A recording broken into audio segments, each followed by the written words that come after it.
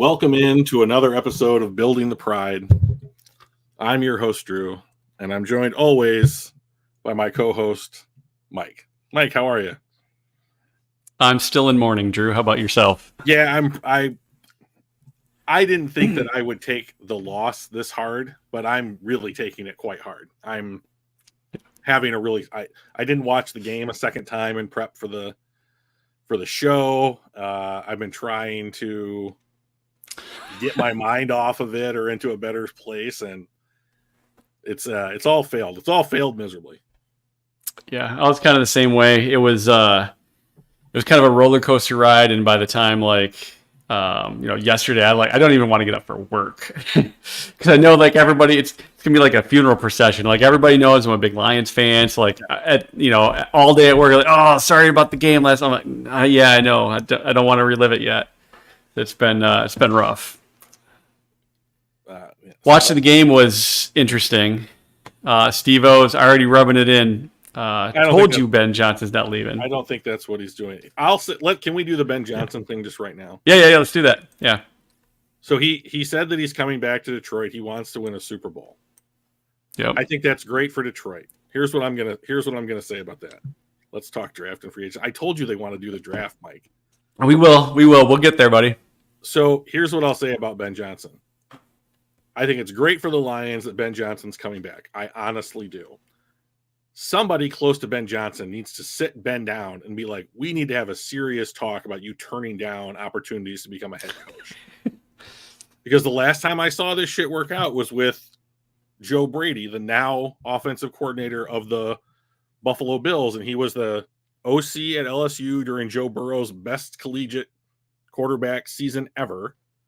And then he went and was the OC in Carolina, and the narrative changed, right? And I don't know what's going to happen next year. No one knows what's going to happen next year. But if for any reason the Lions or Ben Johnson don't basically do what they did this year, where they're showing an innovative running game and it's working and they're putting on wins, the shine could be off on him very quickly. And I know that's hard to imagine right now, but this is the same thing that I feel like if you leave the game in the hands of the refs, you don't know what's going to happen. I feel like that's the same thing, right? Yeah. So I think Steve-O's got a great point. What's wrong with being happy with what you've got? It's not like Ben's not making good money. He might not want the responsibility of being a head coach, and he may just really enjoy doing the coordinator side. That said, if that was really his thing, he already interviewed, right? He did a first interview. If he wasn't really actually interested in it, I doubt he would have even interviewed the first time. So I think that is something that he wants to consider. But I don't think he's in any rush to do it. Obviously, otherwise he would have done it. Yeah. So long story short, I think that whether or not, if he wants to be an offensive coordinator, great. Stay in Detroit long term. I'd love to have you. Whatever. Yeah. Okay. So would Jared. Sure. But if you're going to take interviews, if you're going to be discussed and let the discussion happen while you're prepping for the playoffs, ever since, Black Monday happens and coaches are starting to get fired and the speculation starts to ramp up in the NFL media, he could come out and say, I won't be taking interviews. I'm happy where I am. Please move on. He didn't do that. So I think that he is at least exploring his options, which I think is good. But and to Steve-O's point, he might very well be happy, in Detroit. That would be nice if somebody was happy living in Detroit. But there are also only 32 of these jobs. And if you ever want to be a head coach in the NFL, take the opportunity when you can. You have to get that foot in the door, right? If you are a head coach, even if it doesn't work out, you might come back and be an OC somewhere.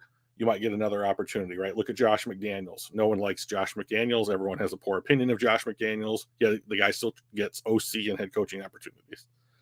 So, I would rather Ben ascend to that level just for wanting him to be successful in life.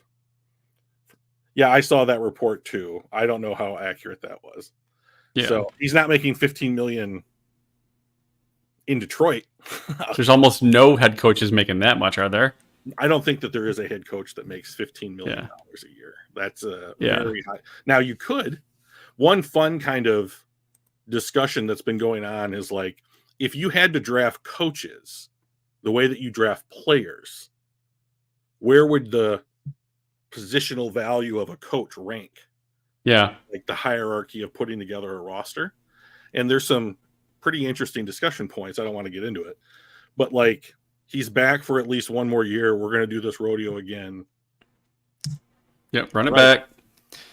I was very surprised. So, yeah, I was kind of shocked as well. It was, that was one of the things that had me less enthusiastic about next year than I was for this year, was the prospect of him not being around.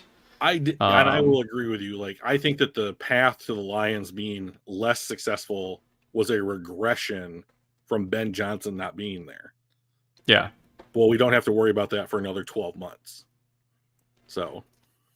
Well, let's do this. Let's talk NFC Championship game. San Francisco 49ers 34, Lions 31. That is the score that I projected, or that I prognosticated, just with the wrong teams in the spots. I picked us a 34-31 victory. It was really kind of a tale of two halves, right? Like the first half, it was, they can't stop us.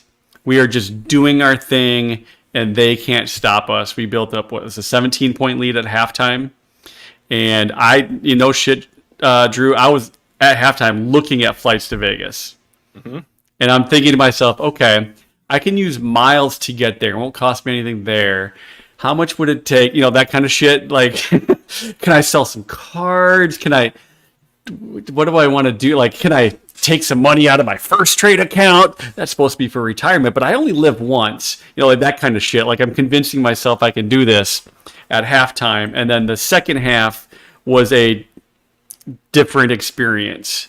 It kind of went downhill. So let's talk about the good things. Then we'll talk about the bad things, and we'll finish up talking about more good things.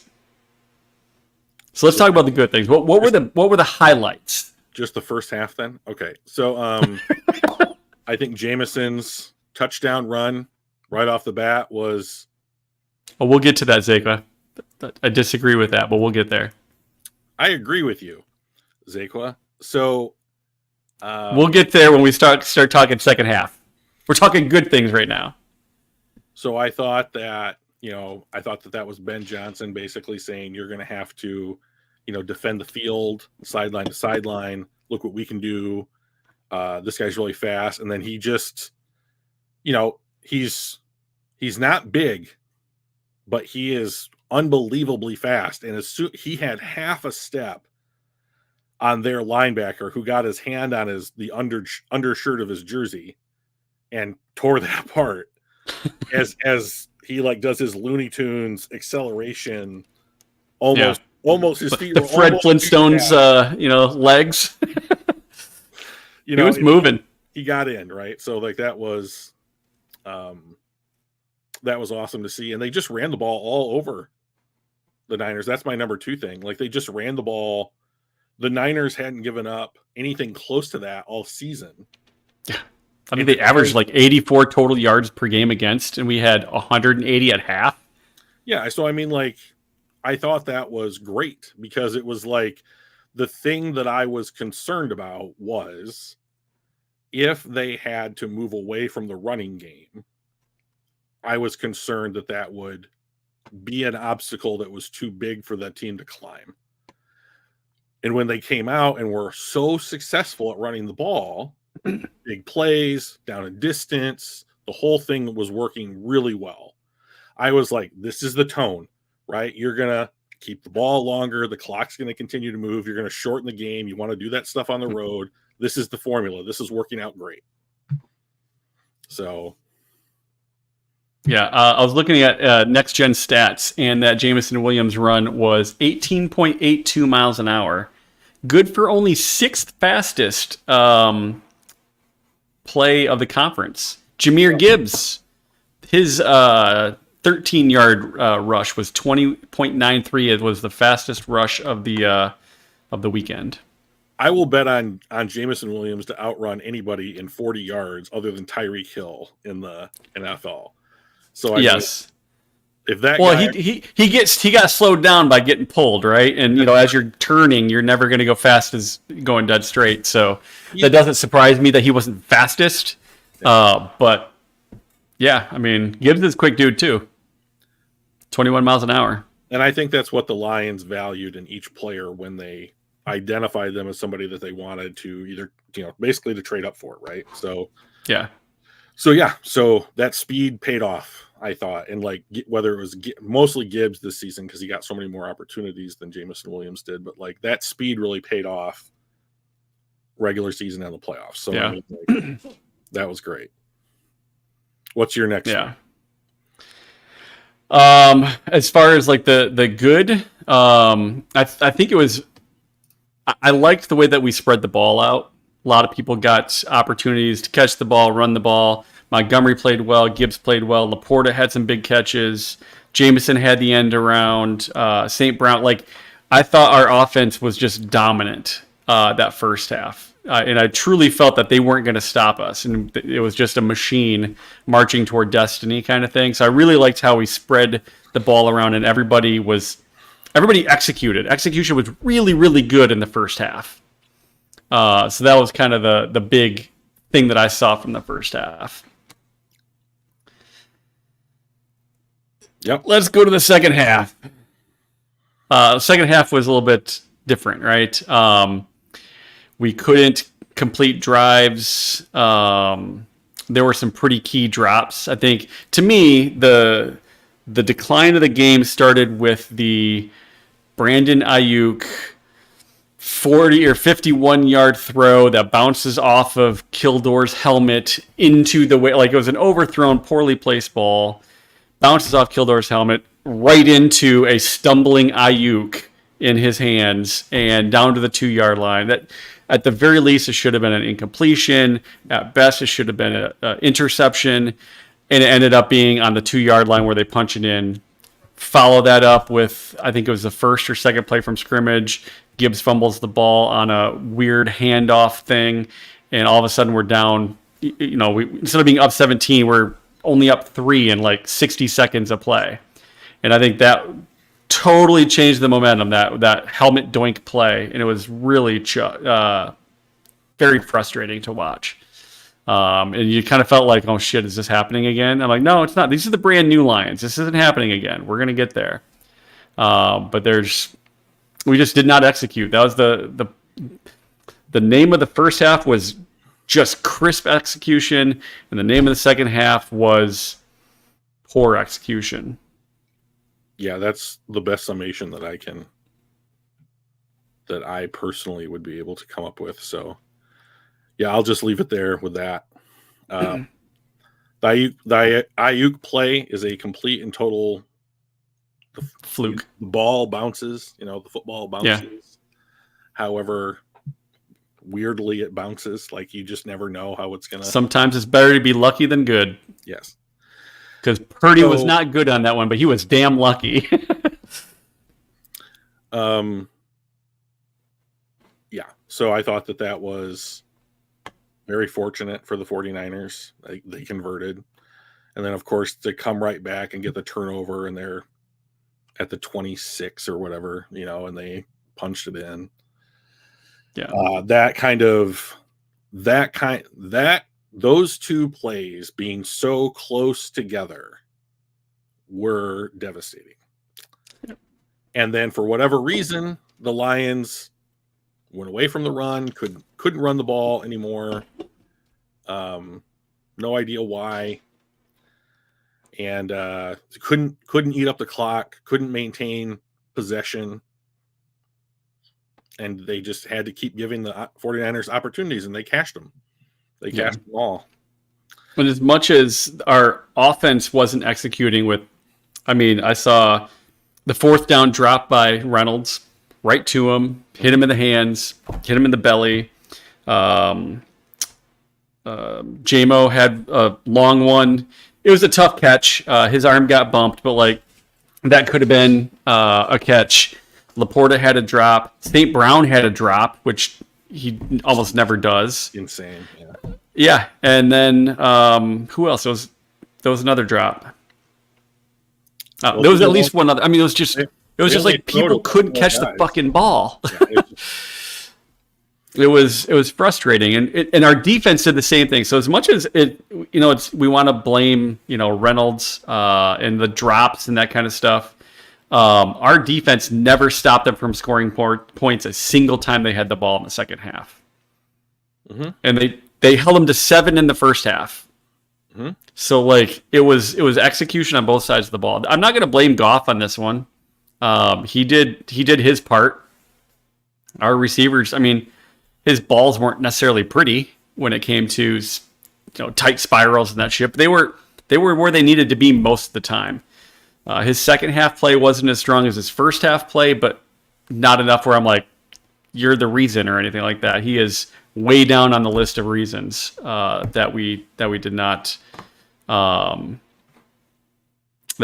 get there. Yeah. So let's talk about Zaqua's stuff. He says Dan cost us a spot at the bowl. Should have kicked one of those field goals. Says I get you want to go up 21, but what's the difference between 21 and a 17-point lead? Trust in your kicker. Completely flipped the momentum of the game, and I love Dan. He's got to be better. And the moment Dan went for that first fourth down, the game completely flipped.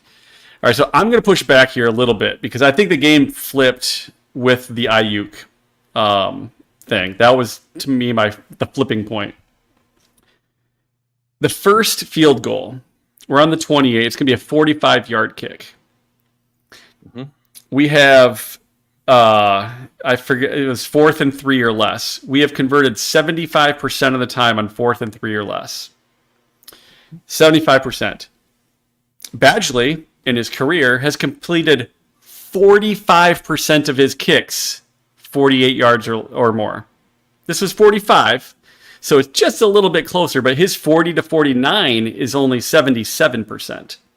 And most of the successes were at the 40 side, not on the 49 side.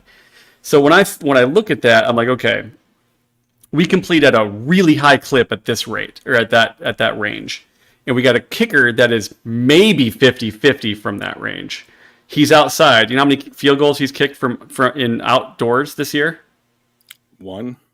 0. Sure. He hasn't kicked a single field goal from outdoors.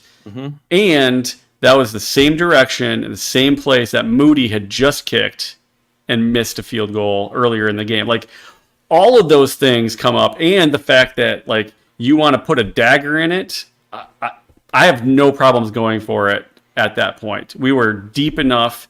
You miss the kick, you give them an extra, 7 yards of ball placement and everything else.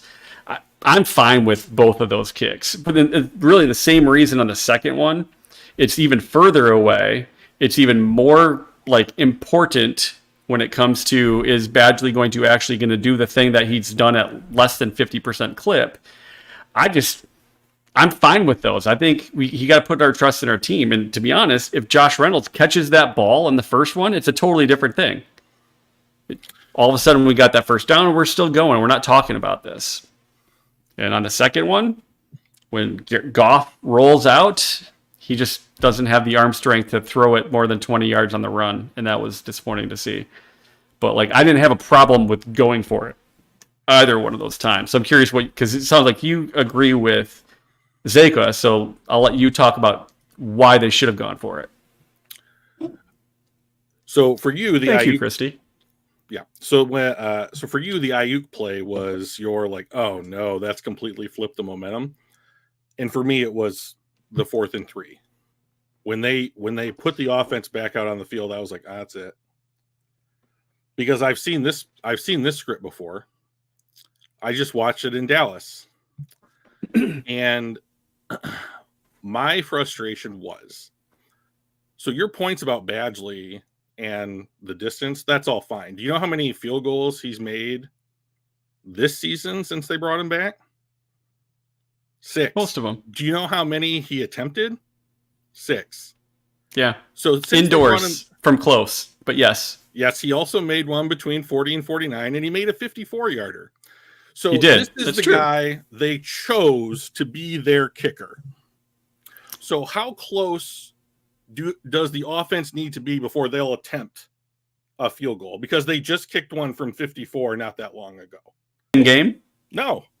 Yeah, it was the same game. So it wasn't outside, it wasn't raining, and it wasn't windy. Okay. So the conditions were totally different. Right. So yeah. So it was a downpour, right? Yep. It was a fucking downpour in the San Francisco game. You couldn't throw or do anything. People were dropping stuff. The point is, the dude hasn't missed. You cut the guy that had kicked for you most of the season to bring in Badgley. Okay, if you can't kick from 45 yards out, then you can't kick field goals. Right. And they didn't. Right, and they didn't, and they lost. Yeah, and they have a point after kicker. That's what they've got right now.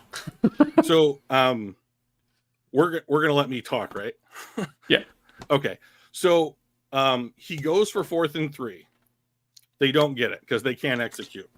They haven't been executing up until that point in the third quarter. What was it? 3 and out on their first possession. Then San Francisco goes down and gets a field goal, cuts it to a 2-possession game. They come right back. And it's like, okay, if you kick a field goal here and make it, right, then you've completely blanked everything that they've done so far in the second half. You go back up by 3 scores. Now they have less time to do the thing that they need to do in order to win the game. So Dan feels that if you go and get a first down, you're in a better position to, I guess, score a touchdown, increase the lead, and win the game. Okay, except that like the 4th and 3 wasn't going to result in points. The 4th and 3 was going to result in a first down, and then you needed additional things to happen to get a touchdown. Sure. So it's not like it was in Dallas when it was like, oh, you're going to go for it on 4th and 3 inside the 5. And if you win, right? Right, and you win. You're up 14. Like, I understand that Dan is aggressive and he wants to play to win. That's fine. But I think it's fine when you're playing against teams like Tampa Bay, Los Angeles, Minnesota, where you have a better roster and you're able to make up the difference if you don't convert. When you're playing good teams, especially on the road, I think you have to take an opportunity to not lose. So the difference in the game ended up being by 3 points. They passed up 2 opportunities to get 3 points. We'll never know if the guy would have made it or not. Right. But like, I agree with Zakwa. Like, I feel that I don't have a problem with Dan Campbell being aggressive. He is too aggressive for my tastes. So you talked about them having a 75% 4th down conversion rate. Okay, right. So like I looked up their regular season stats on 4th down. The last 4 games of the season, they were 7 for 8 on converting on 4th down, which got them to a 52.5% conversion percentage on the season. Prior to that, 3/4 of the season, they were converting at a 43% clip. That's who they are most of the time. That speaks to their ability to execute converting 4th downs better than I think an 8 sample size hot streak at the end of the season. They were, I believe, 17 for 20 in 4th and 3 or less. Okay. How many of those were in the last 4 games? I have no idea. Okay. Couldn't be more than 9, or however many you said, right? So I think this 16. Thank you, Hatters. So I think this team is closer to the 43% converting than the 75%. Also, you chose to go with Jared Goff throwing the football. How is that working out? Has that been working out great in this game?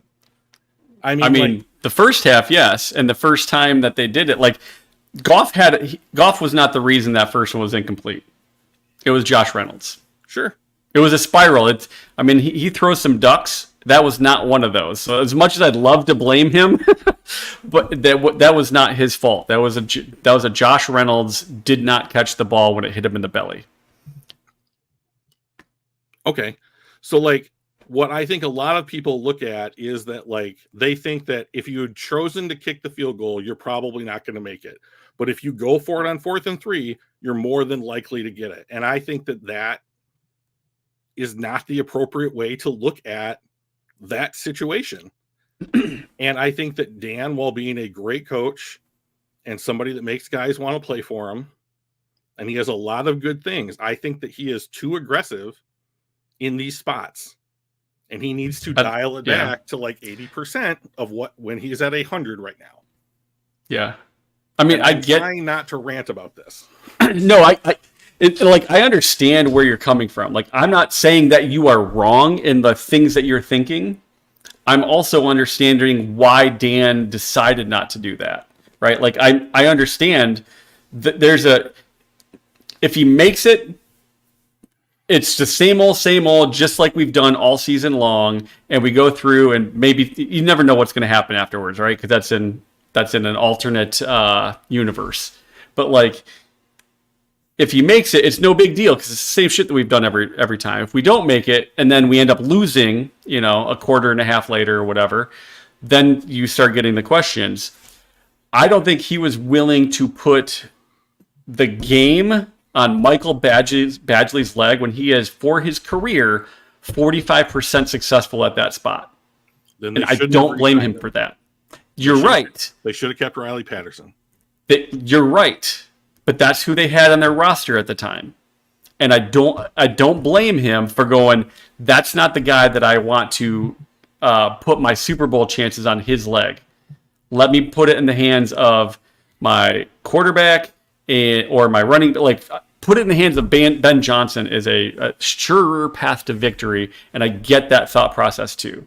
I don't think there's a right or a wrong process. There is what happened, right? It's so much easier to go, all right, well, clearly that thought process was wrong because it didn't work out.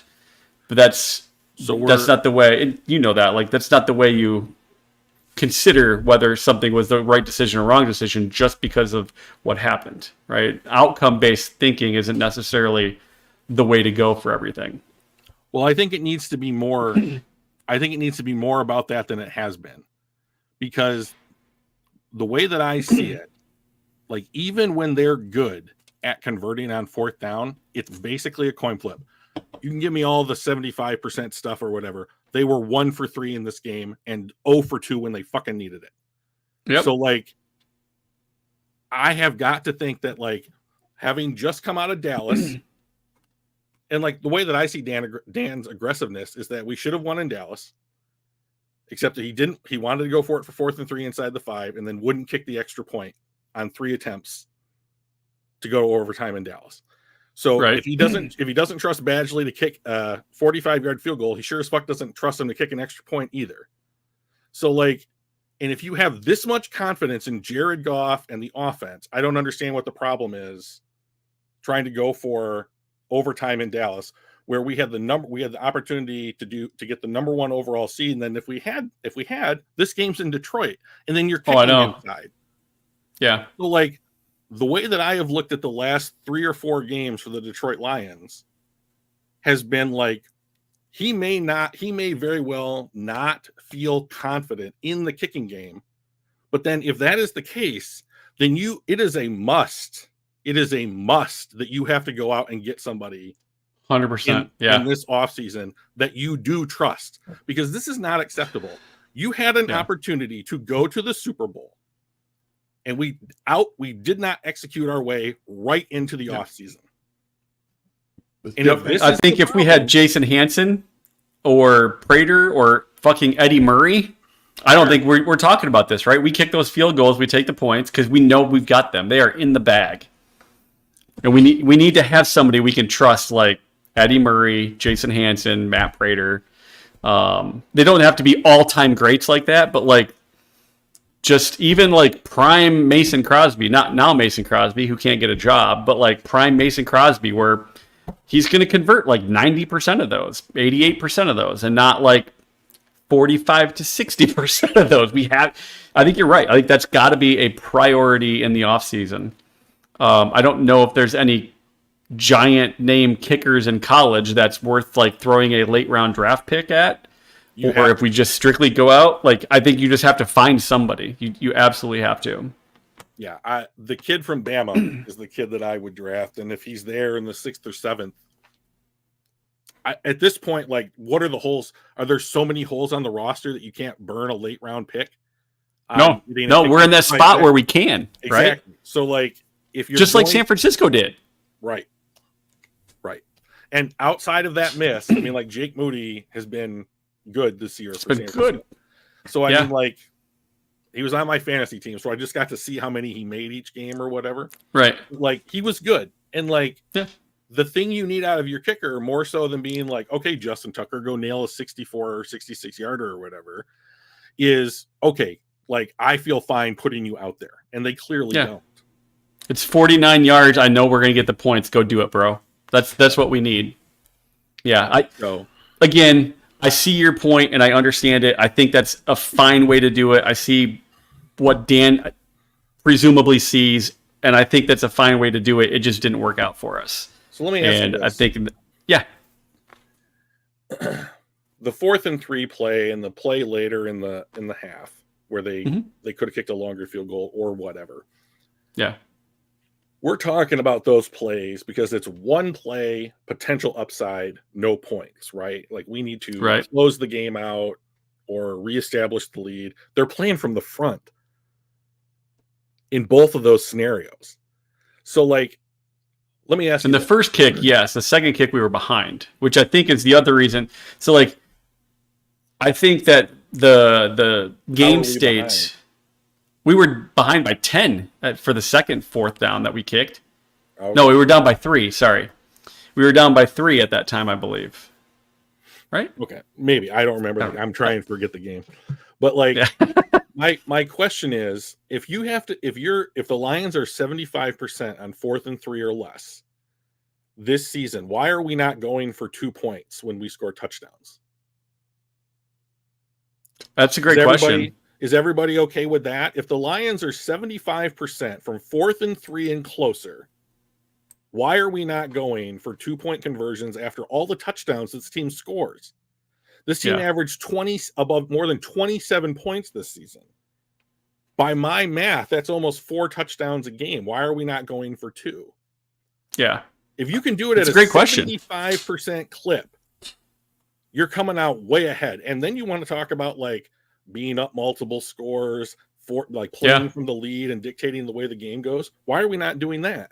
We're not. That's a great. I would love to ask them that question exactly. Like, especially the analytics and statisticians. Like, why do they not go for it more often? Then, Hatter mentioned we were down 3 at the time, and I think he was like, "All right, well, if we do make this." Okay, we're tied. There's only a few minutes left. They're going to run the ball out, and all they need is a field goal to win. But if we convert, which he obviously had the confidence of doing, and we go down and score a touchdown, now they have to score a touchdown to win. If we convert and get a little bit closer, but now it's a more sure of a field goal with less time on the clock. I think it's really just a time and a where we're at on the scoreboard on that second one is my guess. But yeah. So let's do this. It was a gut-wrenching game. No one really wants to relive it. Let's talk about where we go next with because it's the off season now. It's 2 weeks earlier than we wanted. Where do we go next? What are some of the good things that we have to look forward to? Because BS happens, like the refs claiming they didn't report. We're gonna get some traction out of that one. I'm pretty sure. Yeah. So okay, so where do we go next? So you're talking about with the roster as a team. Like, what are the things that we need to look forward to this next season? Like, we can't keep everybody. There's going to be roster turnover. There's going to be a draft, which will bring in somebody that hopefully we're excited about. What are some of the things that we get to go? I'm excited about next year. This year wasn't a fluke. We're going to keep moving in the direction that we want to be. So the first one's Ben Johnson, and we got that one earlier than I thought we were going to get. So that is the best of the good things. Yeah, I don't you and I were talking before the stream, and I said I think that this is maybe the single best thing to prevent regression on the Detroit Lions. So I see people in the chat are saying, like, cut the fat off the roster. I'm excited for free agency and the draft. So, Hatters, what does that look like to you? Tell me what that looks, guys. So, like, here's the thing that I would love the chat to start doing. Hatters, great point. Follow that up. Like, give me what you would do. All right, give me a talking point and direction. What's the fat you want us to trim? Yeah, when I say us, I mean Brad. Right. Okay, so Donkey Kong says, I'm excited for free agency and the draft. Okay, man, what does that look like to you? Okay, what is that? What is it you're looking for? Give me like where you would go, what you would target. What do you say? Brad's going to stock the defense. That's not specific enough. Like I could say, okay, a little more specific. We're going to add players and we're going to win more games next season. Okay, well, what are we going to do? So while they're typing, I'll give you what I would do. All right. So I'm going to start in the secondary, right? That's the weak spot of this defense. But Danny Coates, you little shit. All right. You would love Kool-Aid. Aren't you working? I'm right. I'm with Danny on this one. So here's where I'm going to start. I'm going to start by subtracting a couple guys. I'm going to subtract Will Harris. I'm going to subtract Jerry Jacobs. I'm going to subtract Tracy Walker on a post-June. Both the Aquaras? Well, I'm just doing the secondary right now. Okay. Tracy Walker, you're a post June 1. I want to save $8 million. Chauncey Gardner-Johnson. See you, bro. I don't need you back. I got Jerry. I got Kirby Joseph, Ife Melifonwu on rookie deals, and I got Brian Branch in the slot. Yeah. Yes. I bet you can't guess the lowest graded player on the defense from Sunday's game. I looked at it this morning. It's Chauncey Gardner-Johnson. Yeah. With a 33.9. So, bye, Chauncey. We have 4 guys to play 3 positions. They're all starter quality. I'm going to choose the cheapest guys. And I just don't, I mean, like Chauncey Gardner-Johnson, thanks for coming out. But, like, go get me a 6th round comp pick. I mean, that's what I want from you at this point. All right. So now we got some ideas rolling in here. All right. I only want to keep naming the long snapper Glasgow, and that's probably it. Kool-Aid from Danny. Kool-Aid McKinstry, in my opinion, is worth trading up to if depending on where you are in the draft. Hatters wants to cut 50. Let's see, 1, 2, 3, 50 guys and keep Javelin Rees-Maybin, the long snapper, in Glasgow. Everybody else seems a bit extreme, right? It's a little extreme, Hatters. I know there's like this, burn it down and start over, but I don't think we're there yet. You're gonna get 7 in the draft, so already we're on our way. But like, let Jonah, CJ, Josh Reynolds, both of the Aquaras, and Will Harris. He's on your path there. It looks like.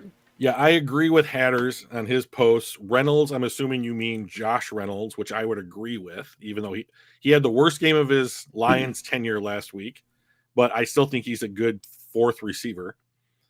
I would consider keeping Vildor as a backup, but Dan Skipper, I don't mind letting walk, draft a CB and sign a CB. I like that approach.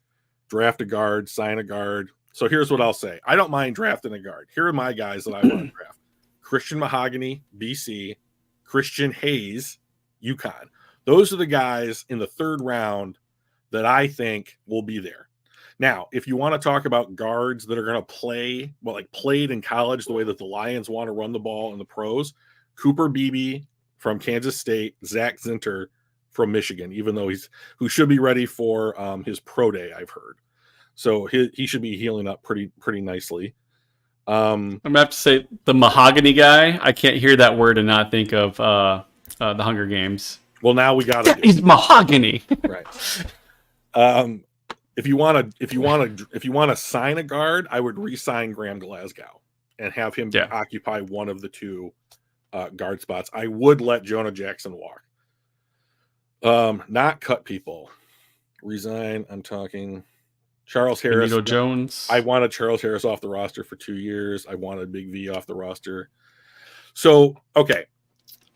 Let's talk about defensive tackle. The Lions have technically John Kaminsky, Broderick Martin, Ali McNeil, I guess Benito Jones. I don't know if his contract is up or not. But I think that they have 4 players that basically take most of their snaps at DT. Levi Onwuzurike, that's who it is. Thank you. I'm not cutting Levi. I'm going to keep him as my last DT, whether it's the 4th or the 5th DT, just because he's on a rookie deal. He's on a rookie deal for like 1 more season. He can eat up. So you want to talk about a free agent defensive tackle, Donkey Kong? Here's the dude that I want. Go get me Calais Campbell from Atlanta on like year 16. Let's go. Like, let's run. That dude is awesome. And he has been awesome the whole time. Jacksonville, Arizona, Baltimore, Atlanta. He is a classy, does it the right way, gas in the tank kind of dude. Go get me that dude on a 1-year, $7 million deal. I would be jumping up and down. Would sign a corner if we can, because they are cheaper than edge rushers, and maybe draft a corner. Anyways, I'm thinking I don't mind you signing a corner, but I'm also thinking I'm drafting 2. Yeah, I would definitely draft a corner. That would be my number 1 pick. His last name is Campbell, and he'll fit right in. Gotcha. Hopefully does better than the existing well, one. maybe they like him now, Donkey Kong, having gotten to the NFC title game and had this shit happen. So, I mean, like, now, here's one last thing I'll say about the game. Apparently, and I had a quote that I wrote down, Dan Campbell addressed the team after the game and said, guys, this might have been our only shot. It's going to be... No, it was in his presser afterwards. Okay. They asked him about it. He's like, this... Does he believe that this is their only shot? No. Does he think that they'll never get back here? No. But he also said the NFL, or something to the effect of, the NFL has a way of making it tough for you to get back to like this level. And he's right. He's right. Yeah. Think about all the things that lined up well for the Lions this season. Like, they entered the playoffs almost 100% healthy. That's crazy. Like, Khalif Raymond was the biggest injury on this team. And you're right. I'm going to go get my notes. I'll be right back. Mike, vamp. All right. Vamp percent. Yeah. So, yeah, I totally agree with Campbell on that as well, because it is going to be harder. Zeka does mention, hey, we got a first place schedule now. The interesting thing about schedules are, yes, you do get a tougher schedule based on the way that you ended your previous season. That said, most of your schedule is already determined regardless of what your final result was. So you really only have, like, I think it's either 2 games or maybe 3, now that there's an extra one that is based on your schedule toughness. Now, that does mean that because we finished where we did, those games are going to be harder than they would have 2 years ago. But it's not like the entire schedule is going to be changing because we got where we wanted or where we did. Something like 15 of 17 or 14 of 17 games is already predetermined. This division is going to play this division. You're going to play 2 in your own division, that kind of stuff. But those extra games, the flex games that are based on your schedule, those are going to be tougher now. Okay, so to speak to the schedule next year, we don't know. They did make it back, Christy. Like Mike said, you've got your home and away for all your division opponents, right? So we know those. So here are the non-division opponents, home and away.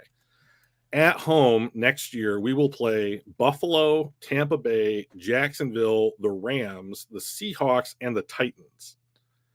And then on the road, we go San Francisco, Arizona, Indianapolis, Dallas, and Houston. So, I mean, like, we don't know what those teams will look like when we play them next season, right? But every team in the NFL is going to go through the same offseason, the same draft, and have an opportunity to get better. Not everybody's going to be tough, but like teams get better. Like the rest of the division can get better. Houston can get better. I think the Packers played better than I think most people thought they would this year. Jordan Love played much better than I think was expected. Oh my God! They're gonna get better, right? Because they're also gonna have an off season in which they can improve. The Bears have the number 1 overall pick again. and they'll potentially trade it back for additional. Like, I think the Bears are going to get better. The Vikings, I still think they're going to re-sign Kirk Cousins, and I think they're going to be a decent team. I think they're going to be at least a 500, maybe a little bit better than 500 team next year if they re-sign Kirk Cousins. I think the NFC North should actually be really damn tough next year because everybody's going to get better. Hopefully, we just get better than them, right? But yeah, to your point, these are the games. They don't have them in any particular order or dates. But we're going to be in Washington, in Cincy, in Baltimore. Obviously, that's the 25. Chicago. You're right. It is not the one that I want. That does not line up with what I saw. 24 schedule. Maybe I'm wrong. No, this in Arizona. Yeah. Okay. Yeah, I saw the wrong one. Yeah, but that goes to show like our schedules are already set years in advance based on divisions and yada yada. Yeah, there's a formula to it. So we're gonna be in Arizona. I think that should be a win no matter what. Chicago's gonna be tough. Green Bay's gonna be tough. Minnesota, I think, will be tough. We get to host LA at home, but I think they're gonna be tough again. There's no reason to think that they're gonna regress much. Seattle was a near playoff team this year. Jacksonville's got Trevor Lawrence, and shit.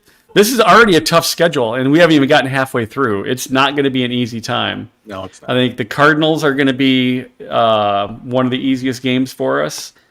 And did I mention the Cardinals might be an easy game? Because looking at everything else, I don't see anything that jumps out like, yeah, they're a bottom dweller that we can just roll over.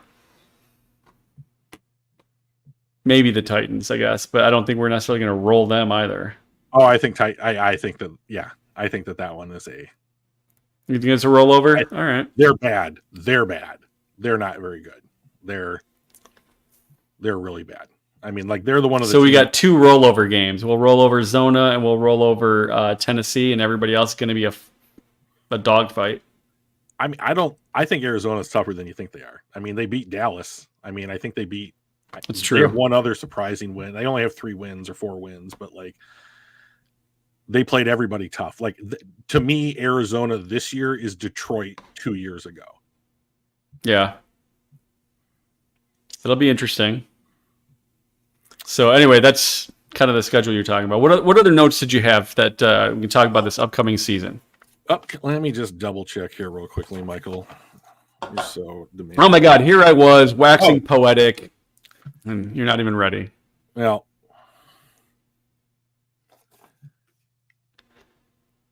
here's something that I'm concerned about. I know it's not like a silver lining or whatever. So the Lions played 17 games this season, right, Mike? That is true. If you had to guess how many coin tosses they won to start the game, how many do you think that they won? I mean, theoretically, it should be either 8 or 9. They won 12. Oh, wow. So they got 3 quarters. 3 quarters of the time this year, they got to decide how they wanted to start the game. Oh, well. So here's my issue. I think Donkey Kong highlighted it right here. Like if that switches and they go from something like 12 to 5, which it could because it's a coin, right? I have another interesting fact about the coin flips that I'll share in a second. But like, then I think the word is out now, and I think it's NFL wide, not just the Detroit Lions. I think teams in the NFL, if they win the coin toss, are taking the ball. It's happening more and more often. Yeah.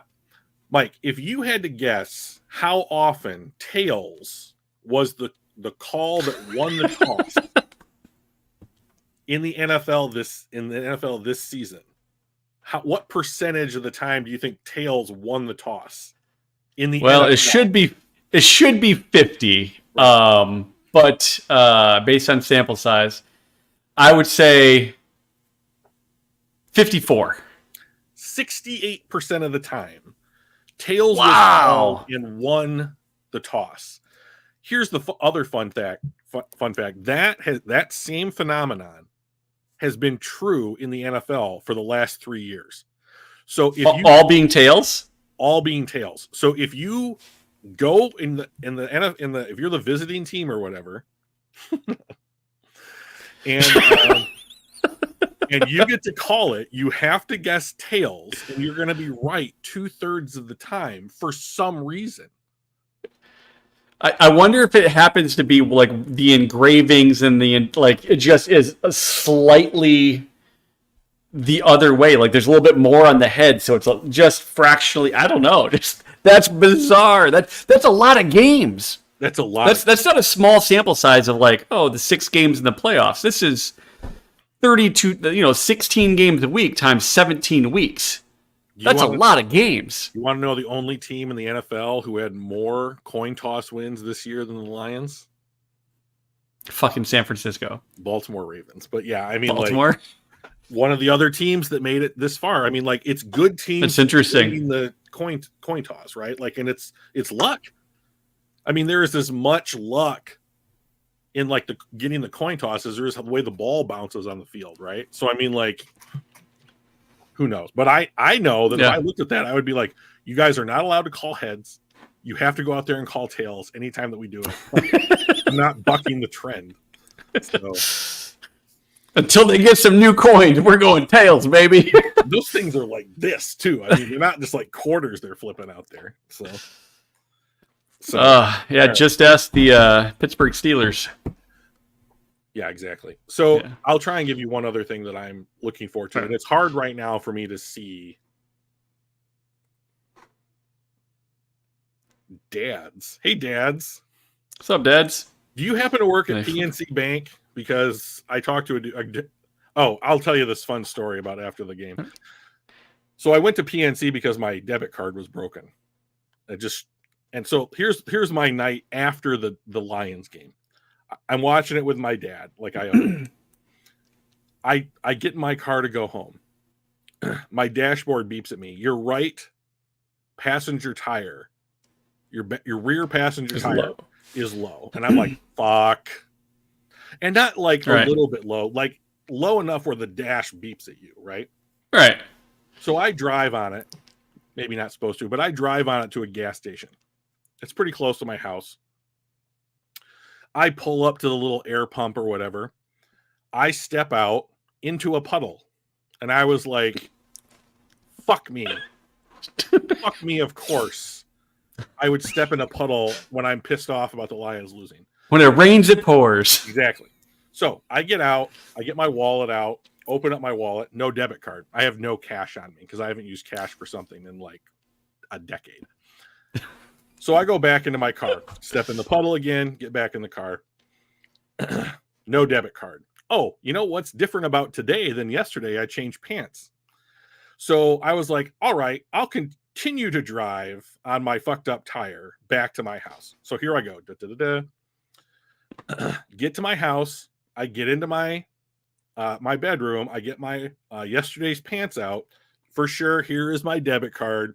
I pull the thing out of my pants pocket and it fucking shatters in my hand like it was frozen, and I hit it with a hammer. I've never seen anything like this. It's been in my heated house all day.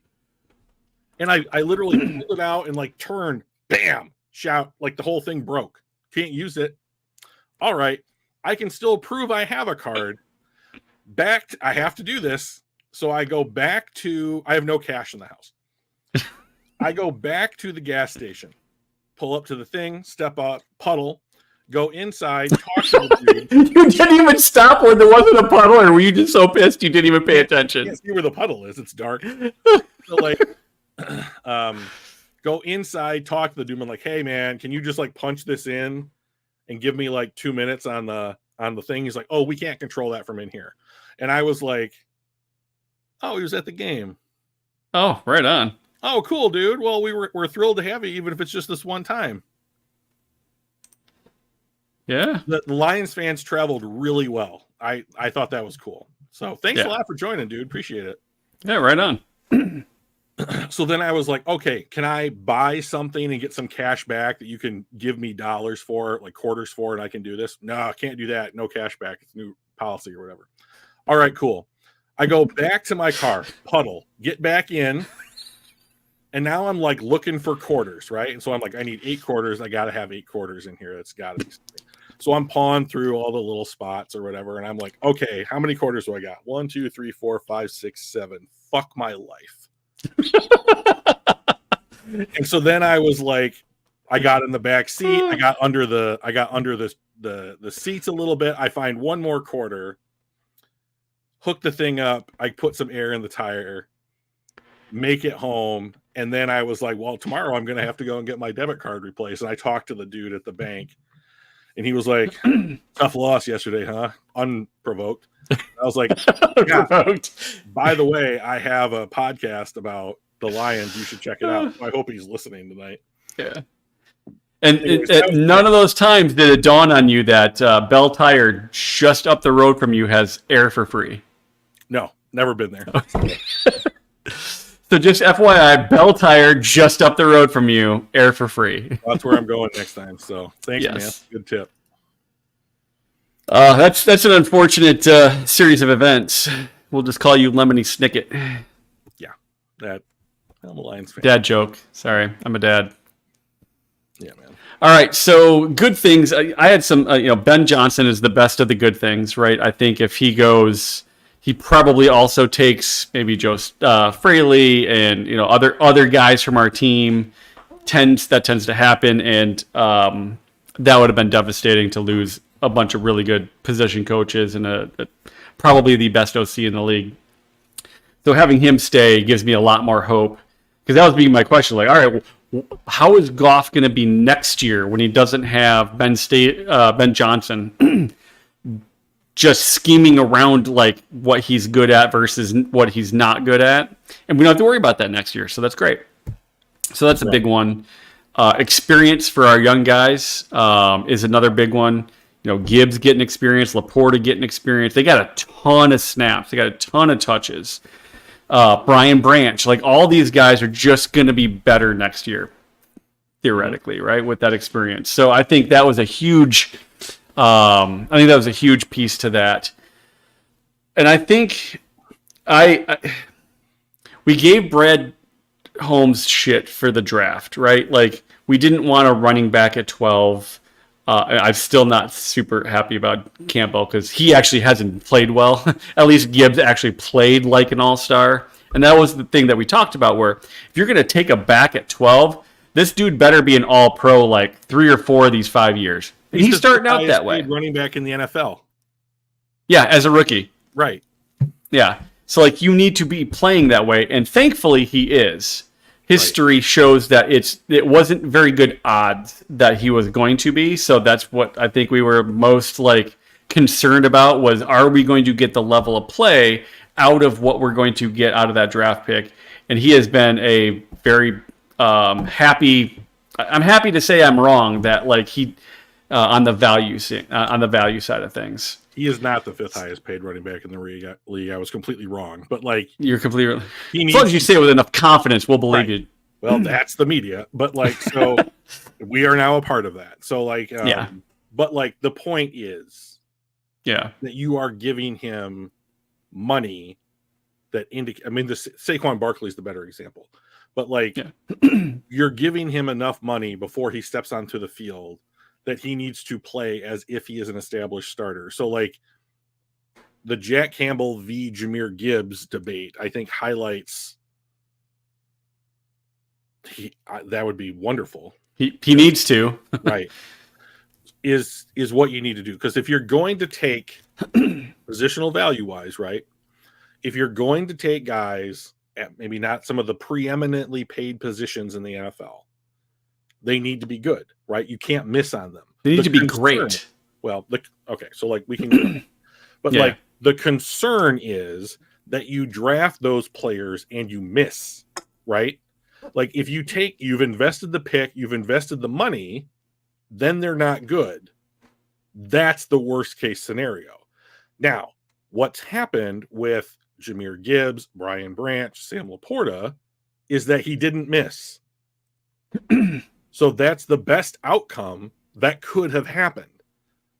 To your point, there's not a lot of track record of those guys being taken that high producing like they produced Yeah. this year.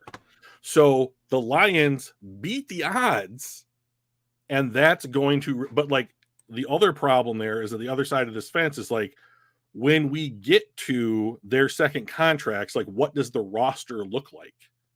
Yeah. Because if you have Jahmyr Gibbs being like, I would like 12 or 14 a year, and if you have Sam Laporta being like, pay me like a wide receiver, I'd like to make 20. Yeah, 20, 21 a year. 3 years down the line, that's the concern, is that now you have already invested heavily in players that if they prove to be hits, you will now need to pay maybe too much in order for them to continue to do what they're doing. So we won't know really until what their second contracts look like, and that's a long way off. So like so I heard someone say today on Twitter, so you know it's real, that the Lions championship window is wide open. I don't look at the NFL like that anymore. I look at the NFL as a series of 1 year scenarios. And the rosters change so much every year.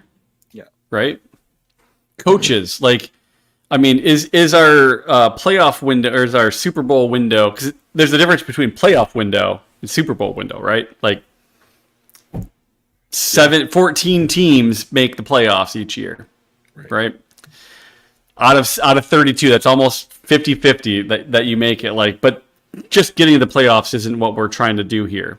We want to win the Super Bowl. So your Super Bowl window, does it look the same with Ben Johnson gone, Hank Fraley gone, possibly, one or two other guys gone, maybe AG gets hired as a coach? All of a sudden, like, does our window actually look that good anymore, or that wide?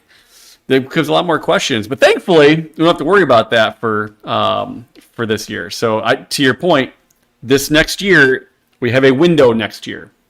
Maybe we have another window the next year after that, but next year is a window. We need to do what we can to climb through that, right? Yeah. So yeah, that was kind of my big thing when I look back, or what I've got looking forward to is some of these young guys, especially Gibbs and Laporta, wasn't as thrilled about. Really stepped up, did what they need to do. I need to see Jack Campbell like Donkey Kong. He says, "Hey, I think Jack's gonna have a big performance next year." Cool. He needs to be worth it. Just like JMO, right? JMO needs to do something next year, or it is a bust. He is nearing that already, which is unfortunate. So I think we got a lot of experience. I think that the culture is really important, and I think it's solidified this year. So I think that's another big thing that I'm happy about. And I think that the other thing I'm also excited about for this next year is seeing what, and this is more of a question mark, seeing what we do in the free agency and the draft. There's a lot of potential out there. There's some pretty decent free agents that are out there. Are we now going to be a place that someone, like, all things being equal, I'm going to go play here? Because that was never us for my entire life. Yeah, decades. Right, and the Red Wings did that for years. Like they were the dead things, the dead wings, and then all of a sudden, free agents would come there, take less to go there because they got to play with Sergei Fedorov and Steve Yzerman and Nick Lidstrom and Scotty Bowman and win cups. We had 13 finals appearances. I'm sorry, we had 6 finals appearances in 13 years. We were in the finals almost half the time for like a decade and a half. You start taking less to go there. So I'd love to see the Lions be that destination.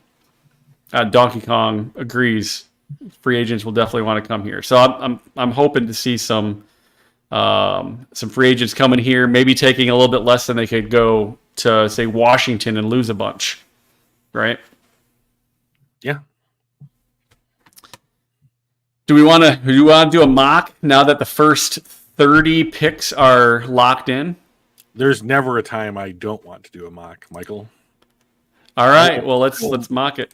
If some dude passed me on the street and was like, "Hey, you want to do a mock draft?" I'd be like, "All right, where are we going? Which board are we using?" So if we're gonna go Lions only, we do 3 rounds. If you're gonna do everybody in the first round, we just do that. So you pick whichever you want to do. Well, let's leave it up to chat while I try to figure out what I'm doing here. Yeah, you got 30 seconds, chat. Do you want to do a Lions 3-rounder, or do you want to do every player in the first? We've done a couple every player in the first, so maybe if we don't see anything, we'll just do. Well, I know Lions. Christy's out there and she loves mocks. Lions. Lions, 3 rounds. All right, let's do it. We got 2 Lions. All right, so let's do that. Turn the speed. Can you have the speed, please? Yep. Thank you. Here or here? That either one is fine. That's probably the middle is probably better. All right, let's enter the draft. Do it. Make it bigger. That's pretty good, actually. I mean, to be honest. Start. Well, you ready to start? I am. I'm always ready. This lives in my head. Oh, Newton's gone. McKinstry's gone. Arnold's gone. Rakestraw's there. Okay, hang on. First of all, let's do this. Let's take a look at what corners are on the board, because I don't know that I completely agree with any of the boards. I was right in the middle. Yep. Okay. Any of these 4 guys is draftable in my opinion. And here's just a real quick rundown on each of them. Rakestraw, really good against the run. The size and speed that you kind of want. Maybe not great top end speed. He grabs. And he grabs a lot, even in college. So he's like Jerry Jacobs with the pass interference potential. Bigger Jacobs, who's better against the run. Okay. Amari Lassiter, he has been described as a hip pocket corner. So he gets inside the hip pocket of whomever he's guarding, and he stays there. Not going to get you a ton of picks, probably deflect a lot of passes. But my thing is, if you're looking for a guy that is going to buy you that half second because he's plastered all over the target that the quarterback looks at first. Yeah. You want Aiden Hutchinson to go from being 6 inches away to getting a sack. This is probably the best dude at this spot that you could go with. God, look at this passer rating against. Yeah. So he's gotten better. Yeah. Holmes very easily could move up in the draft. He's done that the whole time. Quinion Mitchell, he's probably the best speed guy. He played at Toledo. That's a MAC school. Yeah. But yes, those grades are excellent. He is dropped 3 interceptions. That's why he's not a wide receiver, though. Exactly. If you want a dude that plays off ball coverage, this is the guy that you take. Okay. Now, if Aaron Glenn is not the defensive coordinator, I would run the card in for this guy. If you get a guy that wants to run press coverage, you can't draft this guy unless you can teach him how to play press. So that's the only knock. TJ Tampa might be the best blend of everything I've already said. And he can play press. Yeah. So to me, on this board, my preference is Lassiter, Tampa, Rakestraw, Mitchell. Lassiter? I would draft Lassiter first if I was the GM. All right. And Donkey Kong agrees. He says Lassiter as well. Super Bowl or bust. He lives by it. Yep.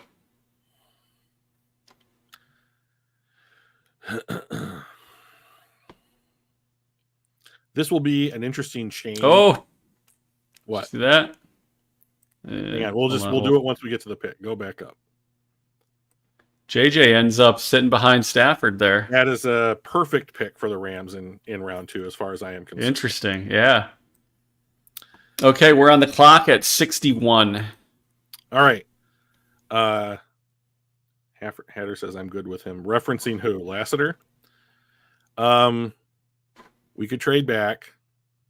This feels like a draft where there's going to be a lot of dudes. I don't know if that. Just a lot of guys that probably contribute. There's probably 32 dudes each round. Yeah. So I think Adisa Isaac you're losing. You've already cut. Well, Julian Aquara is a practice squad player at this point. Moving up for Latu, I could see that.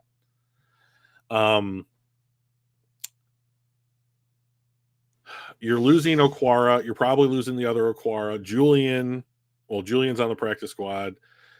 James Houston's contract is up. You are losing a lot of depth at edge. And there's two guys here that I would look at. That's Adisa Isaac out of Penn State. And if he's still on the board, Gabriel Murphy from UCLA. I think both of those guys would offer something opposite Hutchinson. Click on Murphy and look at his grades. 79, 83, 85 each time, getting better. Hasn't missed a game. Improving hurries each time. Right. Good run defense. Pass rush grade. Better pass rush grade. I like this 18% guy. Win Click rate. on first look. Now. Oh, yep. 6'3", 260. 6'3", 260. He's the same size as Aiden. I thought Aiden was 6'7". Well, yeah, he's taller. All right, but yeah, okay. Let's not. Don't make me look bad. But with that beard, I can't. Oh God, got the silver in it now. Just loving this shit. So I didn't watch UCLA play this year, right? And as to Hatter's point, his edge rushing mate Latu was the better pass rusher this year. But I think this guy benefited from being on the opposite side of him, and if he can grade out like that opposite another decent pass rusher, well, we already have one of those. And can we get him at 73? I don't know. I mean, he's currently his ADP is 89, essentially. Right. Here's my thing. I would just go, if he's your guy, I would just go get him. And in this spot, that's my guy. That's your guy? All right, we'll take him. That's Murphy, right? Yeah. Representing Western Michigan out there. Got saw that. Yeah. Nice job, guys. Okay, I'm going to say this, and I'm going to get hate for it. Peyton Wilson is a dude. That is a dude. Are we cutting Angelotti? No. Or are we just putting Derek Barnes and Rodrigo just further down? First of all, shout out Rodrigo for having a 77 coverage grade in the NFC. He played great. Of course he fucking played great. He's Rodrigo, and they just were like, we're going to draft Jack Campbell and sit your ass on the bench. But I don't believe that Campbell started this game. I think that Derek Barnes started this game over Jack Campbell. Yeah, and then Barnes got hurt. Right, which is a shame. Yeah. I just like the way that Peyton Wilson plays football. I'm not drafting a linebacker. I understand that. I'm just saying I like the way that Peyton Wilson plays football. I would be looking at a guard here. Christian Hayes, Christian Mahogany, one of those two guys. I don't care. There's Haynes. Mahogany will be rated lower. But if you're gonna keep going, doing what the Detroit Lions have done well, that has made them successful, running the ball is essential. So I think that you have 2 third-round picks. We pick again in. Oh, we picked 3 guys.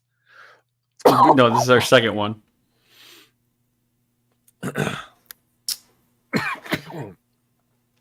Our next one is 92. I think you have to get a player on the interior of the offensive line, a starter. In my perfect world, we're letting Jonah Jackson walk. I just don't. Yeah, I would rather sign Graham Glasgow and on a relatively cheap deal, and then draft another dude. Because this is where you can get a starter at this position at this point in the draft, and there's decent guys. Zinter's probably still on the board because he's hurt. Yeah. And I know that that's me being a bit of a homer because I love Michigan guys, but He does. I mean, Michigan runs really well. Michigan runs the ball the way that the Detroit Lions run the ball. So either way, I mean, I'm fine with the guy like Haynes here. I mean, we passed up on Frazier if we wanted a center or even Powers Johnson in between the last picks. Frank Ragnow put out a rather cryptic Instagram post today that was like, I'm going to go into the offseason and rehab and try and get back, but like you never know how the body's going to react kind of stuff. Yeah. It was not what I wanted. It didn't inspire me. But like Haynes, Mahogany, and BB are all right guards. Yeah. So I mean, like, is that where like do you not take Murphy there and take a guy like Jackson Powers Johnson or Zach Frazier? I think if you know, like, let's say Frank Ragnow has to medically retire, fingers crossed, knock on wood, salt over the shoulder, all that nonsense. Yeah. If you know that he has to medically retire, then you would go. Yeah. I would think that you would take the top center prospects at 61, assuming he's still on the board. Right. But like, if Frank Ragnow has given every indication that he's coming back next year, which I think is very likely, like almost more likely, yeah, then I think that you gotta, whether it's putting someone between Frank Ragnow and Taylor Decker or Frank Ragnow and Penei Sewell, like that dude's fuck up quotient isn't very high. Yeah. You know, so like he needs to be a speed bump at the very worst, right? Yeah. Like you need to be primarily a run blocker, and B, not screw up in the pass blocking. And that's both of these guys. Yeah. All right, I'm going to go with Haynes because I like their logo. Fine. All right, so 92 is the next one we've got. It's our last pick in the third round. Yep.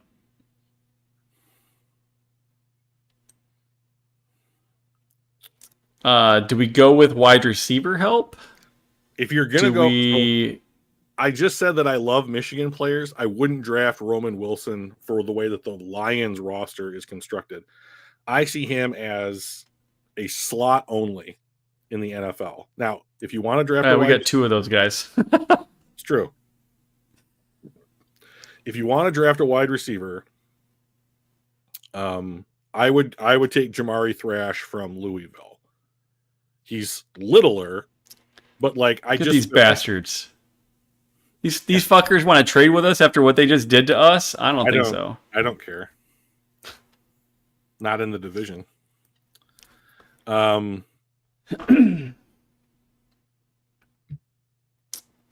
Christy, so do we want? We could go with this. Can you stop agreeing with Mike, please? I can't help it if I'm right. She's my friend. Well, you know what? She's becoming a very good friend of mine now. I appreciate you, Christy. I hate to be so jealous, but I'm super jealous. Who are we taking a look at here? Cornerbacks. Jackson so is just a quick recap on what we did. We took a cornerback with the 29th pick. We took an edge rusher with 61 and a guard with 73. And now we are here at 92. So we got guard, edge, and corner. I'm not sure we can have enough corners. We could go defensive lineman, and Benito Jones may go goodbye, whatever. But I mean, as of right now, I think that Gardner Johnson, Tracy Walker, Will Harris, and Jerry Jacobs are off the roster next season. So worst case scenario, you're investing in a group that you need a ton of. And like Kyrie Jackson might be next generation Ife Melifonwu. Click on him. Go to first look. 6'3", 195. Big dude. If Ife is not 6'2", 200, I'll be shocked. Like it's got good run defense. Pretty decent coverage grade, 88.5 overall. Pass rating against, only 41.6. That's not bad. I mean, this is the this is the 90-something pick in the draft, right? Yeah, 92. We're not drafting all pros here. You know, we're not drafting cornerstones. Scroll down here just real quick. Let's see after.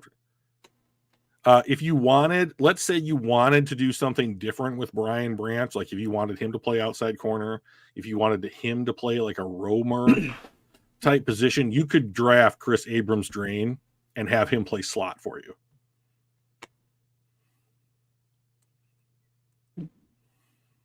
Decent chunk of snaps at slot. Yeah, he's going to be a slot corner in the NFL.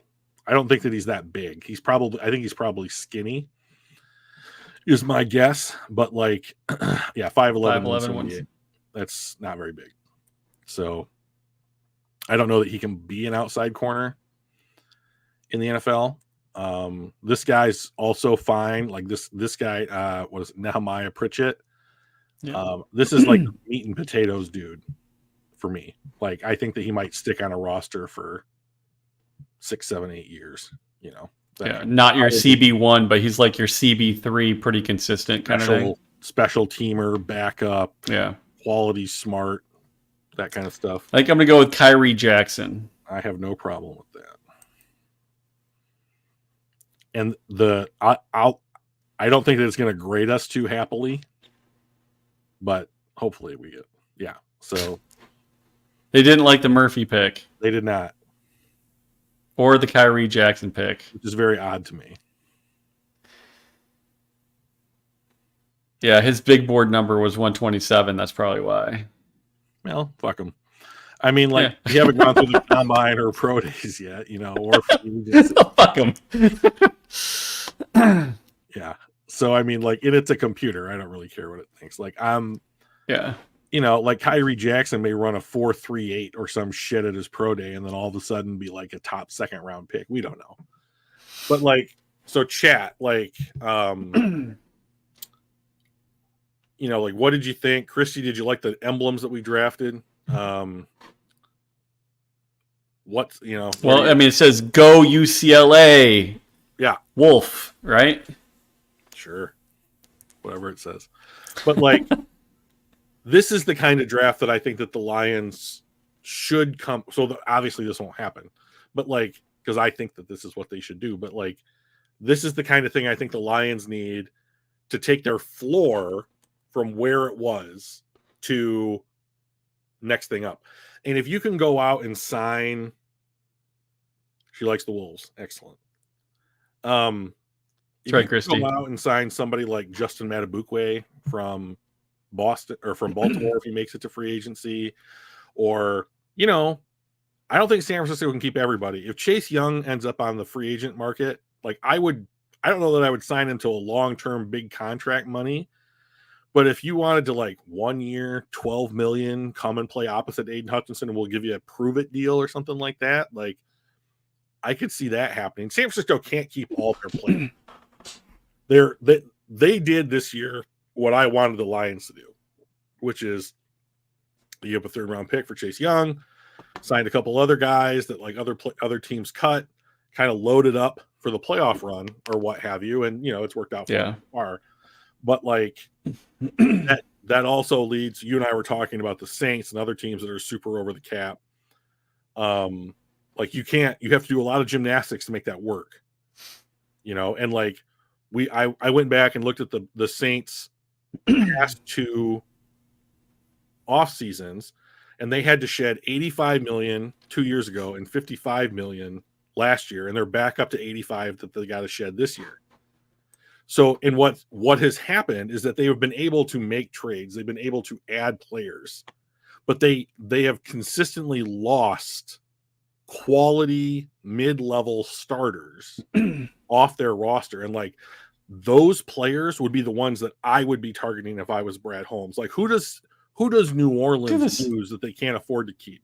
Right. Like, and you and I were talking $83.6 million, almost $83.7 million over the cap. To get to zero, you don't sign your draft class. You don't sign your practice squad. You make no additions by getting to zero.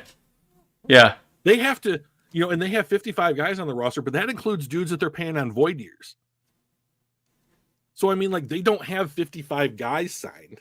Like, it's fucking crazy to watch these. They're going to have to restructure, and it's just going to continue to get worse. Yeah, and all restructuring does is it pushes that shit out. I mean, what? Yeah. So here's the thing. If I'm the Lions and I'm sitting at 29, right, here, Donkey Kong's nailed it, Lattimore. Yeah. You want to go get a number one? Take on the last couple of years of Marshawn Lattimore. And then now he's on the one, Sutton's on the twos, Branch is on your nickel, and like you can have Kirby Joseph roam looking for picks, and you can blitz Melifonwu. Like that's the kind of move that I think the Lions need to make if they're going to beat a San Francisco. Donkey Kong, you are impressing the absolute shit out of me tonight. I just got to say, gold star, sir. And if anybody out there in chat wants a gold star, just agree with me. Yeah. That's the easiest way forward. Christy. Christy. I'm not going to name names, Christy, but you're agreeing with Mike too often. Mike is being proven right too often by Christy's brilliance. I'm very unhappy. I did want to point out they have Caleb Williams going to Chicago. That's what should happen. That is going to be. Christy says she supposes she gets the poop emoji from you. No, I would never. Unless she agrees with me again. A frowny face one, maybe. Sure. Yeah. I don't do many emojis. I'm not very good at it. Honestly, I think the most interesting part of the draft is going to be what does Chicago do with number one overall? Do they take Caleb Williams or Drake May for that matter, or do they stick with Justin Fields? If you stick with Justin Fields, you're trading that pick, right? Like you're going to trade back a couple spots to somebody that really wants Caleb and then getting a haul. You just pretty much have to, right? You're not taking Marvin Harrison Jr. at number one. Right? I mean, it's the Bears, so anything can fucking happen with those guys. Wide receiver has not been drafted number one in the draft since Keyshawn Johnson in 1997. Yeah, even Calvin was number two. Right?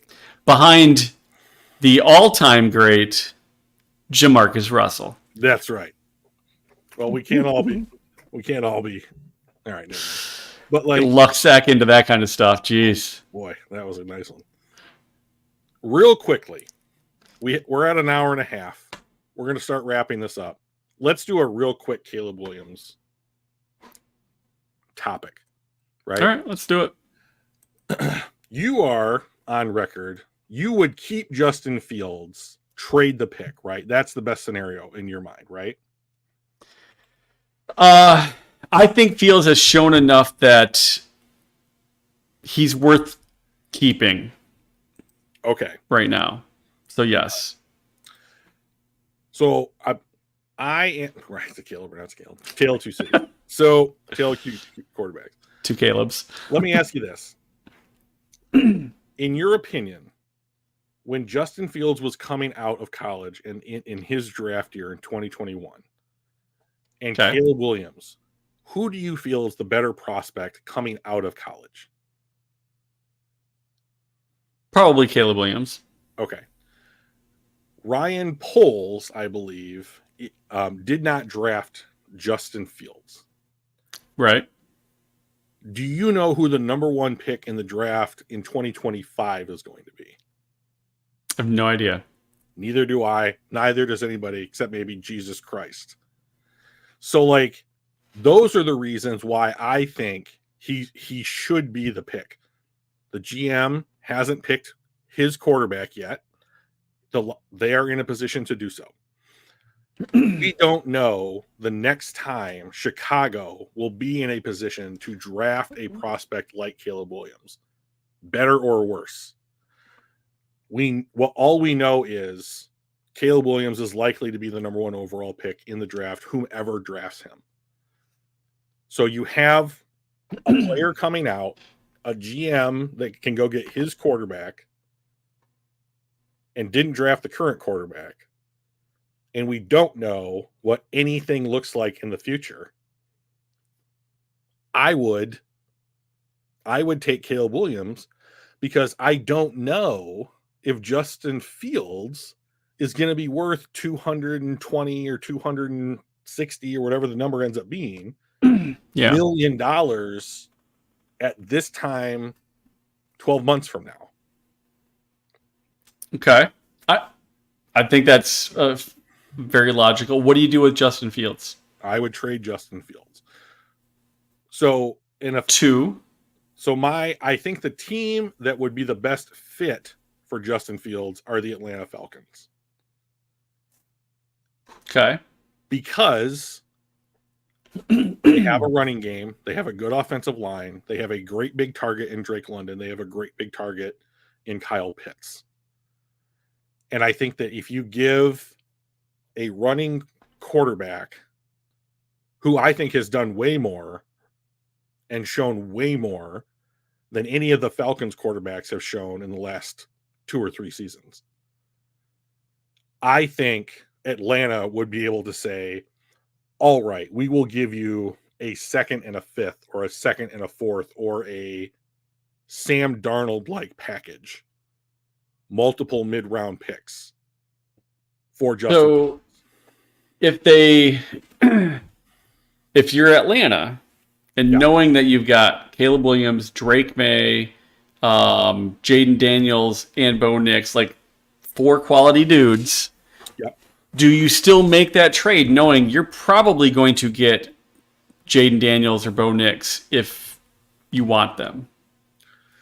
So what if I was Atlanta, if I'm making the Justin Fields trade, I think that my thought process would look something like, I am in a winnable division right now, and I would rather bank on someone who has had time up against NFL teams, who has been in the NFL and adjusted to the NFL, if I am in win right now mode, and I can still trade for Justin Fields, and if I need to, I can pick up his 5th-year option.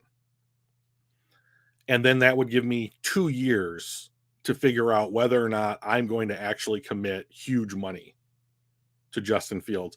And if I can do that and not give up the 8th overall pick, I think that's what gets the thinking in-house to say, yes, go ahead with the trade. Here's the other thing. I don't know that quarterbacks aren't going to go 1, 2, 3 in this class. So if I am Atlanta and I have to hedge against the fact that if it goes 1, 2, like a lot of people think it could go. Right. And then if I'm New England sitting there and I have Mac Jones, or I can take Jaden Daniels, or maybe I'll make a trade with somebody who wants to come up for Jaden Daniels. Do I think it's cheaper to go trade for Justin Fields and sit at 8 and maybe get the first defensive player, let's say Dallas Turner, off the board? Or do I have to spend what it's going to take, which is at least the 8th pick, to go up and get Jaden Daniels? So I can understand people being comfortable with both things.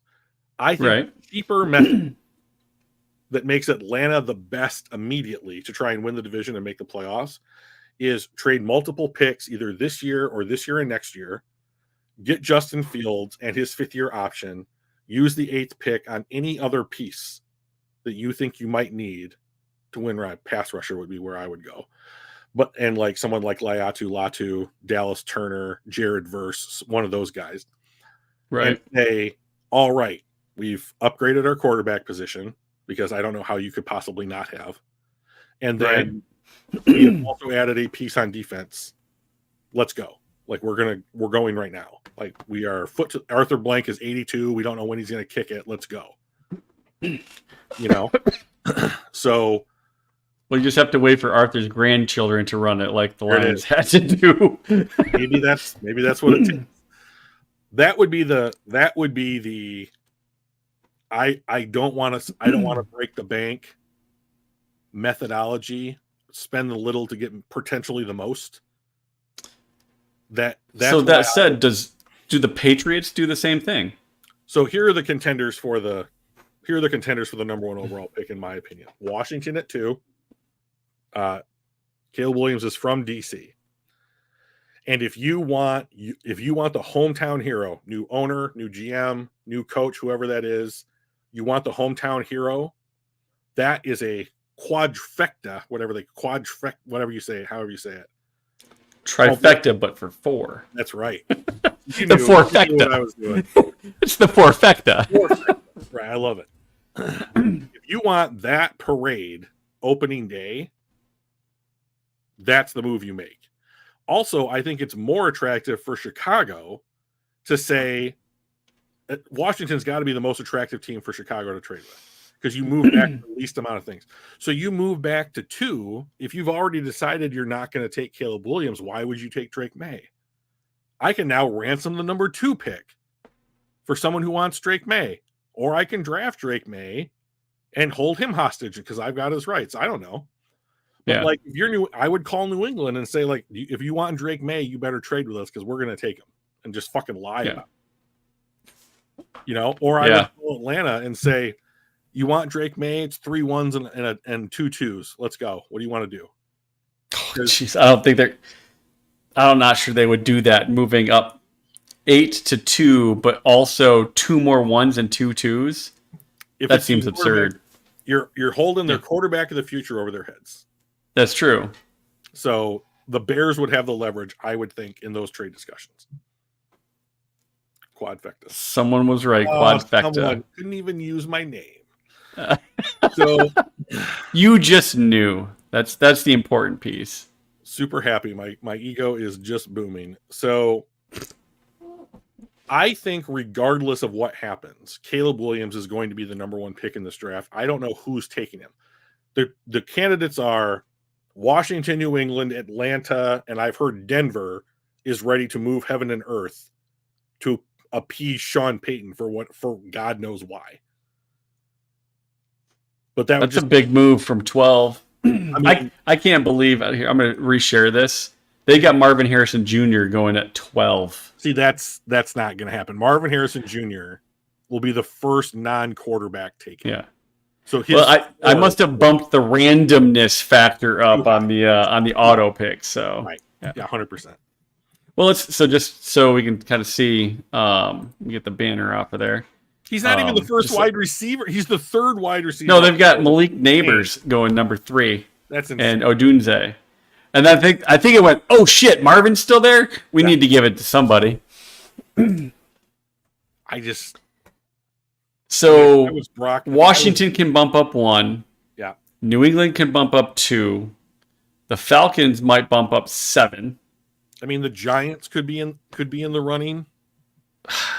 Maybe. I just don't see them. They just paid Danny Dimes. Well, we're also living in a world where it's likely that Denver cuts Russell Wilson and takes an $85 million dead money hit. That's so stupid. I mean, that's also the world that we occupy right now. I mean, like, I'm just waiting for that to happen. Yeah, that's that would be pretty nuts. Yeah, then he just goes to. Do they cut him or do they just trade him for like nothing? If you can trade Russell Wilson for anything, you should trade him. Like just literally anything. A 7th round pick. But the problem is, I think, don't you have to have like somewhat matching salaries? No, you don't. That's NBA. Never mind. But no. But like the thing of the trade is that whomever you're trading for has to assume some of his salary. Yeah, all of it. If you cut, depending on when you do it. I mean, I think the Jets ate all of Rodgers' contract, and that was the team that he got traded to. Yeah, the receiving team gets the rest of the contract. I don't think that's. I think that there is negotiating room in how much contract a team takes on in a player's contract in a trade. And if I'm right, I think that's the reason why Russell Wilson, the Broncos don't find a trade partner for Russell Wilson, because if I'm any other team, I do not want to take part in the worst contract in NFL history. So do a quick look up while you talk the rest. Yeah, well, that's only fair. So I think it becomes less likely and more expensive the further down the board you move. But like, I only see. So here's the thing that I've been kicking around, and no one's going to agree with me. I'd give up heaven and earth to go to 1. For the Lions? Trade like Goff and our number one? Goff and 2 number ones? I would give up significantly more. I would give up significantly more. Here's why. The overwhelming majority of the roster is on rookie deals. You're going to have to, if you want to extend the most players on the current roster, you need a rookie contract QB. It's Chicago. That trade never going to happen. Yeah. So I did find out the answer to our question. Okay. So in the NFL, can teams split the cap hit of a traded player? The answer is yes. Hooray. But the player has to agree to a contract restructure where they would take the guaranteed salary and convert it to a signing bonus, which the trading team would eat instead of the receiving team. Mm-hmm. But if the player doesn't restructure, then no. That's the way that I understand that being the thing. So there are ways to split that up. Yeah. So because of that, I think that it's unlikely that he'll be traded because part of my job as a GM is not only to make my team better, it's also to hurt other teams as much as I possibly can. And unless I have no quarterbacks on the roster, none at all, and can't go and get one, that's the only situation that I would be trading for Russell Wilson under. Yeah. And so I just don't think that it's likely that they'll find a trade partner and they're going to have to eat 85 over 2 years. It's an unbelievable thing. Yeah. But we've talked about not hanging on to something, that sunk cost fallacy, right? But at some point, there is some amount of money. You're just like, can we actually eat that much money and move on from that? Most of the time, the answer is yes. But Jesus, sometimes it can really cripple you. I mean, I understand that there are people out there that think that the cap is a myth and that kind of stuff. And I do think that there is a certain degree that you can push it to that we haven't reached quite yet. New Orleans is doing the best job they can. But it is also every time that you take a dead money hit, that is $1 million, however many millions of dollars you don't get to spend on next year's roster. So if everybody else in the NFL has no dead money, which is not real, and you have 45 million of dead money, you're at a 45 million disadvantage in 2024. So yeah, you're right. They're gonna hurt themselves. But ultimately, we're going to hurt ourselves so that we can get out from under this albatross of a mistake.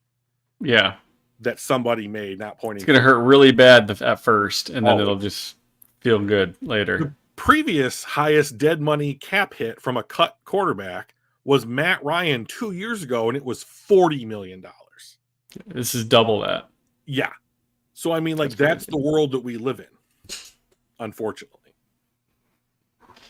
All right. Well, I wish we had a better topic to begin the day with, but we got further than we thought. The season on a whole was better than we expected. We didn't just win the division; we won it running away, with games to spare. We didn't win just one playoff game. We won 2 and made a really strong showing in the NFC Championship game. We have a lot to be proud of this year. Off-season is going to be interesting. Looking forward to seeing what happens. Any other closing thoughts before we tell everybody to hit the like and subscribe and tell your friends stuff, which I guess I already did. Adam Schefter is reporting that Ben Johnson's asking price scared some teams off of interviewing him. So I don't remember who it was. Whatever works. That was you've heard that he's asking for 15 a year. That might be real. I mean, I've done that where I've done a lot of IT side work, and then I'm like, God, I work so much, and then the side work, you know what? If I'm going to do side work, you're going to have to pay through the nose for me.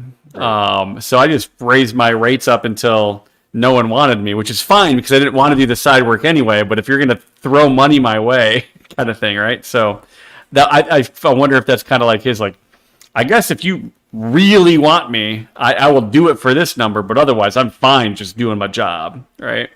I guess not the Redskins. I guess the Washington was literally on the plane when they learned that Ben Johnson was coming back from Detroit.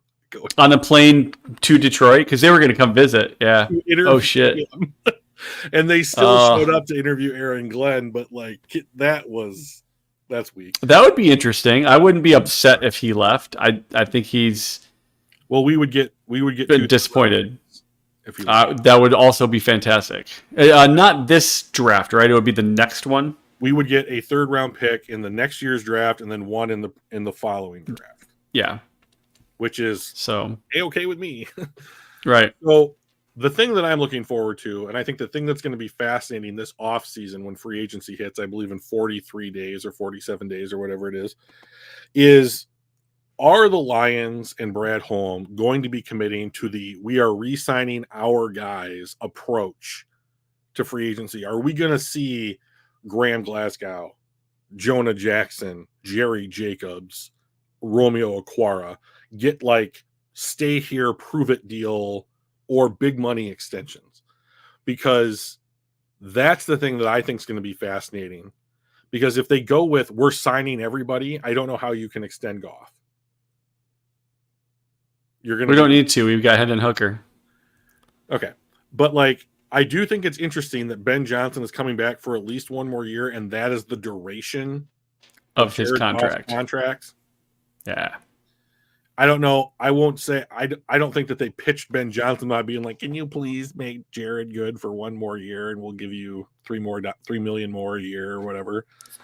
And then be like, but then you have to leave, or whatever. So but I do think the symmetry and how it's aligning.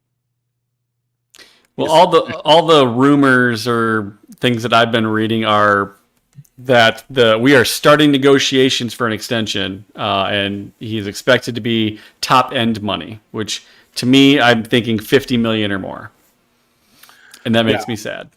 Yes, even if it was 3 years, 150, you throw 2 void years on it, like it's still bad. He's making effectively the same amount of money, but we'll have 2 years of him at 30 on the book after the contract extension is done. And like at that point, he's 34.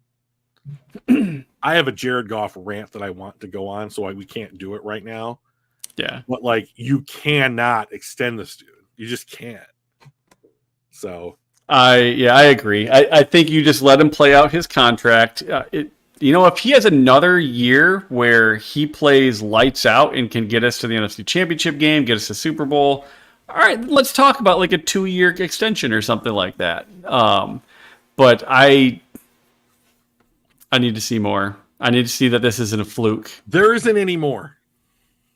That's it. One more. We got one more year, right? I need to see next year before I'm willing to commit, or partway through the season. I don't know. All right, man. Yeah. All right. Well, let's call it for tonight. We'll be back next Tuesday, 7 p.m. as usual. Nothing going on next week, so we get to do whatever we want. There's no games to cover. We'll start off-season training. We have a special guest star lined up, but we haven't worked out when he's going to come on. So maybe we'll tease that next week. All right. So. Sounds good. Have a good one, buddy. Good to talk to you. Thanks for everybody into the chat. Christy, it was great agreeing with you so frequently. Yes. It's been fantastic. Yeah. See you guys.